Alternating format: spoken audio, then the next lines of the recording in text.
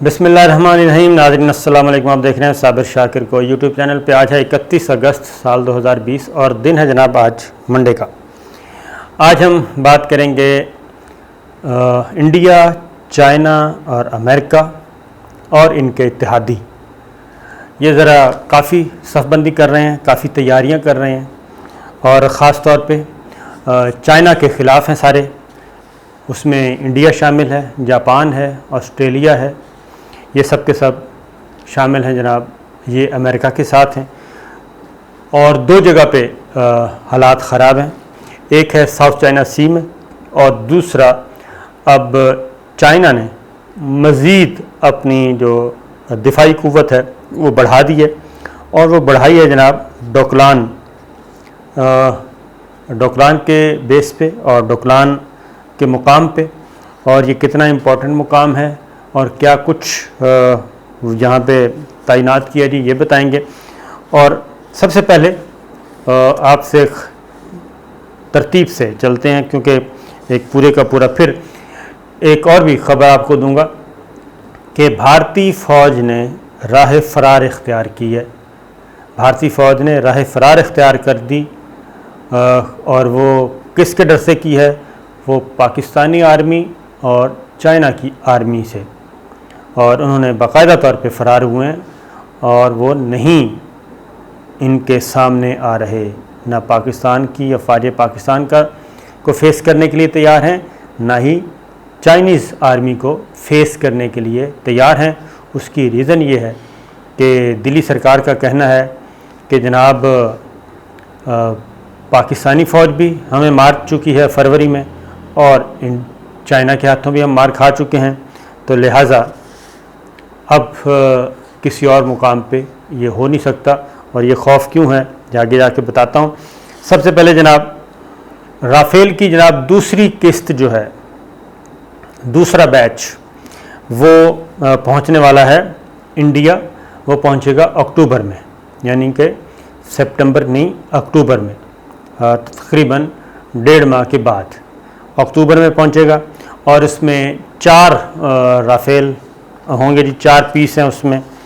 और उसके बाद वो कहते हैं कि हम मज़ीद मजबूत हो जाएंगे और उस वक्त तक अक्टूबर तक हमने कोई हरकत नहीं करनी। तो पहले 5 आए हुए हैं और अब मज़ीद 4 और आ जाएंगे, ये हो जाएंगे 9। असलहा जमा किया जाता रहेगा, लेकिन असलहा सिर्फ होना ज़रूरी नहीं है, इसको चलाने के लिए हिम्मत भी चाहिए होती है।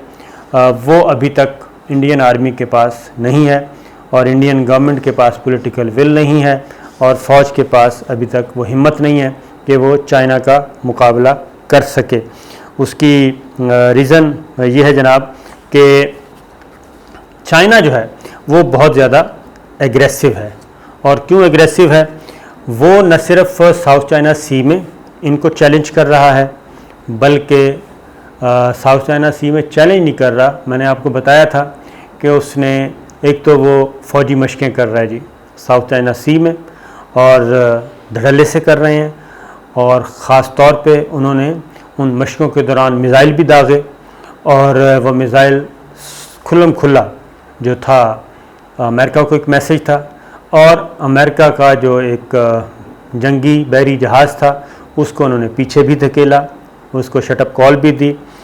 और अब अमेरिका ने चाइना को ये धमकी दी है कि अगर हमारा कोई तैयारा हिट हुआ तो फिर हम चाइना के साथ चाइना पे पाबंदियाँ आयद करेंगे और हम उसका बदला लेंगे बिल्कुल उसी तरह का, क्योंकि वो कहते हैं कि हमारा एक तैयारा जो है $15 अरब का है, तो इसलिए उसको कुछ नहीं होना चाहिए हमारा जो जहाज़ है।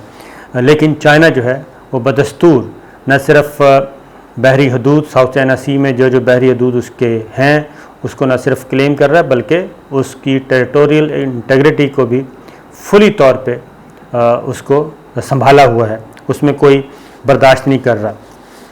क्योंकि उसकी एक और बता दूं, क्योंकि ये लद्दाख वाली ख़बर मैं देता हूं कि आप जो इमेजेस सैटेलाइट इमेजेस जो नए सैटेलाइट इमेजेस आए हैं उसके मुताबिक तो चाइना ने कोई खौफनाक किस्म की वहाँ पे जंगी तैयारियाँ की हैं जी। लद्दाख, गोलवान और ख़ास तौर पे ये एक ट्राई है, ट्राई जंक्शन बनता है, वो बनता है जनाब China, Bhutan and India tri junction, ये एट डोकलाम। ये ट्राई जंक्शन जो बनता है डोकलाम के मुकाम पे, वहाँ पे उन्होंने भरपूर तैयारियां की हैं। और ये वो मुकाम है कि जहाँ पे दो साल पहले, जी हाँ 2 साल पहले, जहाँ पे एक दफ़ा पहले भी मुठभेड़ हो चुकी है, जंग हो चुकी है, मिनी जंग इंडिया और चाइना के दरमियान। तो वहाँ पे चाइना ने अपने डेरे डाले हैं और जो सैटेलाइट इमेजेस आए हैं उसके अकॉर्डिंगली उन्होंने यहाँ पे जनाब क्या किया हुआ है, ज़मीन से फ़िज़ा में मार करने वाले जो मिज़ाइल साइट्स हैं वो यहाँ पे कंस्ट्रक्ट की हैं और सेट की हैं, और किसी भी नागहानी सूरत में, बल्कि किसी भी शरारत की सूरत में वो करेंगे, जवाबी कार्रवाई करेंगे।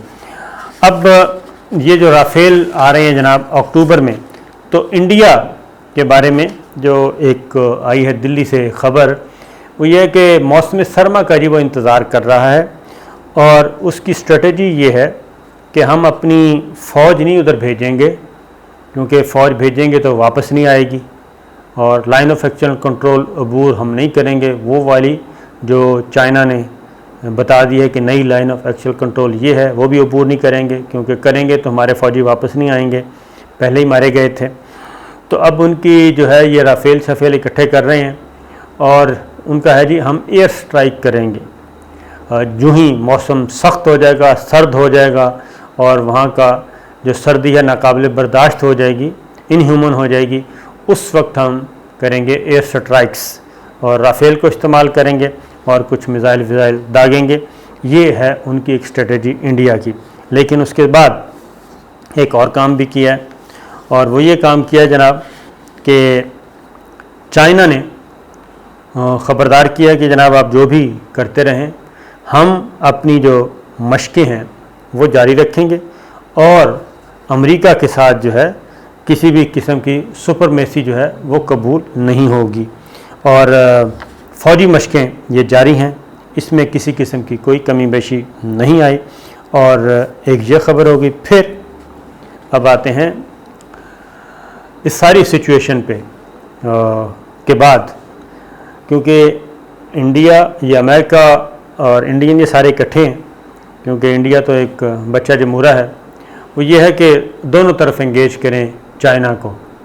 और कहाँ पे करें जी, लद्दाख वाली साइड पे भी करें और ज़मीनी पे और साउथ चाइना सी में भी।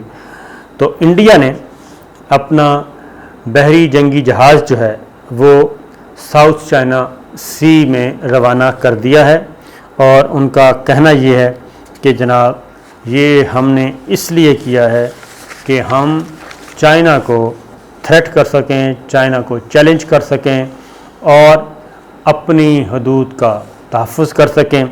लेकिन इन फैक्ट ये है जनाब अमेरिका के इशारे पे किया है, क्योंकि साउथ चाइना सी में जो एक 4 मुल्की इत्तेहाद बनने जा रहा है वो है अमेरिका है, उसमें इंडिया है, उसमें ऑस्ट्रेलिया है, उसमें जापान है, और उसमें भी उसकी भी एक मीटिंग कॉल कर ली है अमेरिका ने। और ये हाई लेवल टॉक्स उन्होंने कहा जी होंगी ऑस्ट्रेलिया, जापान और इंडिया के साथ, और ये इजलास होगा साउथ चाइना सी के मामले में ही और जॉइंट स्ट्रेटजी के सिलसिले में। ये प्रेसिडेंट ट्रंप के जो नेशनल सिक्योरिटी एडवाइज़र हैं उन्होंने ये बात बताई है जनाब कि ये सितंबर और अक्टूबर यानी कि अगले महीने या फिर अक्टूबर में, सितंबर के एंड और अक्टूबर के स्टार्ट में ये इजलास होगा, जिसमें ये जो साउथ चाइना सी में नए थ्रेट्स हैं और चाइना की जो बढ़ती हुई जारहाना सरगर्मियां हैं उससे निपटा जाएगा और उसके लिए स्ट्रेटजी बनाई जाएगी। एक ख़बर मैंने आपको कही थी कि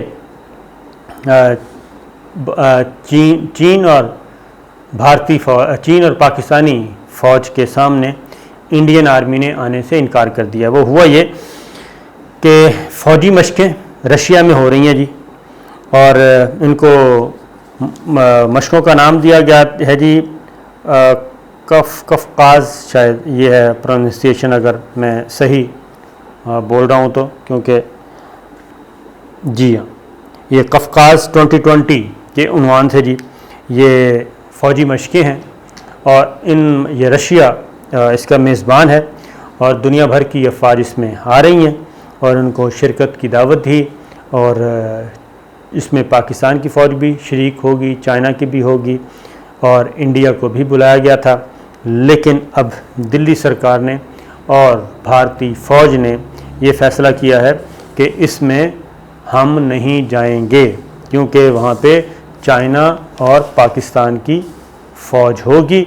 और उसकी रीज़न मैं आपको बता चुका हूँ कि पाकिस्तान के हाथों ये 27 फरवरी को मार खा चुके हैं, 2 जहाज़ गिर गए, एक हेलीकॉप्टर मारा गया, सारा सिस्टम इनका जैम हो गया था। अभिनंदन पकड़ा गया था ज़िंदा, उसको फिर फार वापस किया हमने। और चाइना के साथ जो ये इनकी मिट्टी पलीद हो रही है वो हम सब के सामने है, पूरी दुनिया देख रही है।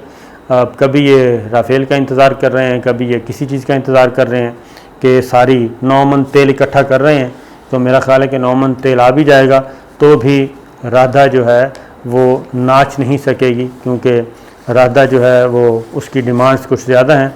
असल है कि वो राधा नाचना ही नहीं चाहती और नाचने के लिए घुंघरू बांधने पड़ते हैं और हिम्मत भी चाहिए, ज़रा तवानाई भी चाहिए। इसलिए अब एक और छोटी सी खबर जाते जाते, क्योंकि ये खबरें आपस में जुड़ी हुई हैं, आपको मालूम है कि इनका असेसमेंट है जो कि 100% सही है कि चाइना को कुछ कहेंगे तो पाकिस्तान मैदान में आएगा उनके साथ सपोर्ट में, और पाकिस्तान को कुछ कहेंगे तो चाइना भी उसकी सपोर्ट में आएगा।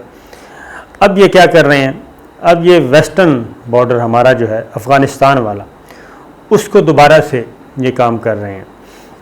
और ये अफ़गान तालिबान और अफ़गानिस्तान के जो रहनुमा हैं गुलबदीन हिकमतयार और दीगर, उन्होंने काबुल में बाकायदा तौर पे जी एक खुलेआम एक प्रेस कॉन्फ्रेंस की है और खुलेआम ये बात कही है कि भारत जो है वो अफ़गानिस्तान में जो बैनुल अफ़गान मुज़ाकरात हो रहे हैं उसको नाकाम बनाने के लिए अपने जो लाइक माइंडेड अस्करी ग्रुप्स हैं और प्रॉक्सीज़ हैं उनको वो सपोर्ट कर रहा है और उनको वो खड़ा कर रहा है और नए ग्रुप तश्कील दे रहा है इंडिया। और मैं इसमें समझता हूँ कि ये सिर्फ इंडिया इसमें नहीं है जी, इंडिया की इतनी पसली नहीं है और कि वो अफ़गानिस्तान में कोई इस तरह का काम कर सके, क्योंकि एक तरफ तो अमेरिका अफ़गान तालिबान के साथ पीस एग्रीमेंट करके सो कार्ड बाइज़्ज़त वापसी वहाँ पे से निकल रहा है, इनखला कर रहा है, लेकिन दूसरी जानिब वो वहाँ पे प्रॉक्सीज़ ज़रूर उधर रखेगा और उन्हीं प्रॉक्सीज़ के ज़रिए वो डिस्टर्ब करेगा सबको और उन्हीं को सपोर्ट करेगा। और बच्चा जमूरा जो है वो इंडिया है वहाँ पे और NDS है, तो वहाँ पे वो अपने बंदे काफ़ी इंडक्ट कर चुका है। तो इसलिए ये उसी तरफ इशारा है। और कुछ अर्सा पहले भी पाकिस्तान ISI ने भी ये ख़बर दी थी कि अफ़गानिस्तान में जो एंटी पाकिस्तान और प्रो इंडियन तालिबान हैं या प्रो इंडियन जो मिलिटेंट्स ग्रुप्स हैं उनका एक इजलास हुआ और उस इजलास में भी ये सारी यही जो है प्लानिंग की गई। और अब गुलबदीन हिकमतयार और जो अफ़गान तालिबान हैं वो ख़ुद भी अब इसको बता रहे हैं, उसी ख़बर को कह रहे हैं कि वो ख़बर दुरुस्त है और एक नया खेल अफ़गानिस्तान में तैयार किया जा रहा है। तो देखते हैं जनाब आगे चल के क्या होता है। फ़िलहाल ये थी ख़बरें, इजाज़त दीजिए, अल्लाह हाफ़िज़।